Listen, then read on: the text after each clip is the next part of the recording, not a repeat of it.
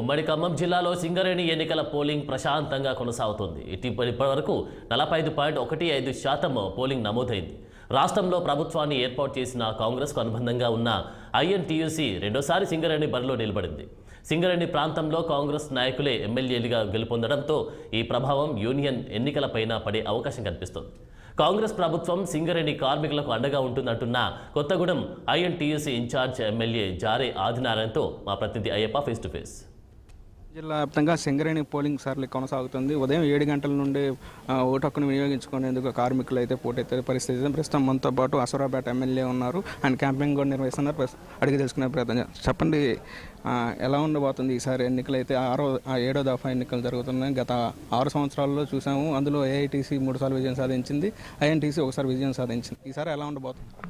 అద్భుతంగా విజయం మాదే అని చెప్తా ఉన్నాం. ప్రతి ఒక్క కార్మికుడు ఈరోజు కాంగ్రెస్ ప్రభుత్వంలోనే అద్భుతమైన పథకాలు ఉన్నాయి.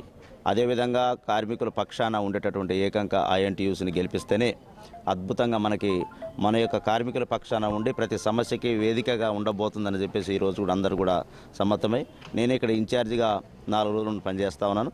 అద్భుతంగా ప్రతి స్పందన వస్తూ ఉంది. ఆ స్పందన చూస్తుంటే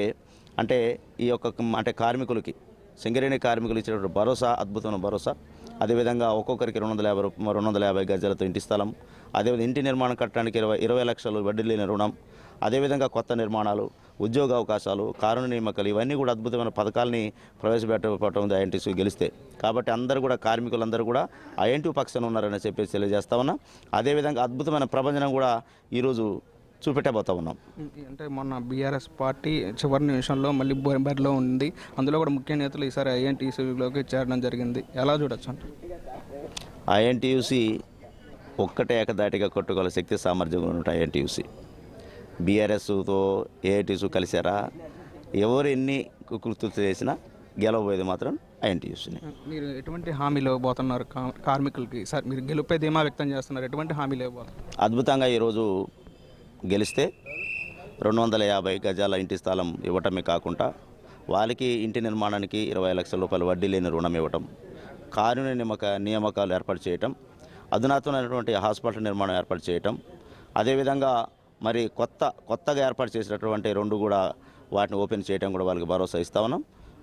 అద్భుతంగా వారందరూ కూడా మంచి స్పందనని వ్యక్తం చేస్తూ ఉన్నారు. పూర్తిగా సింగరేణి నష్టాల్లో ఉంది. వీటిని మీ అధికారంలో ఎటువంటి నిర్ణయాలు తీసుకోబోతున్నారు?